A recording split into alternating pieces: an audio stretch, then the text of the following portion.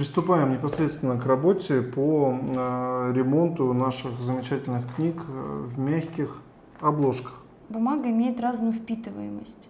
И то есть какая-то может впитать клея намного больше, чем другая. Мы сейчас предварительно его увлажняем, чтобы с ним дальше работать. У нас бумага, в данном случае, если она есть, она плотная, надо, чтобы она пропиталась. Корешок был частично отходил он, да, мы заклеивали двумя разными способами. То есть когда у нас оригинальный материал Мгм. идет по верху, и когда оригинальный материал мы как бы законсервировали Мгм. нашей чайной бумагой.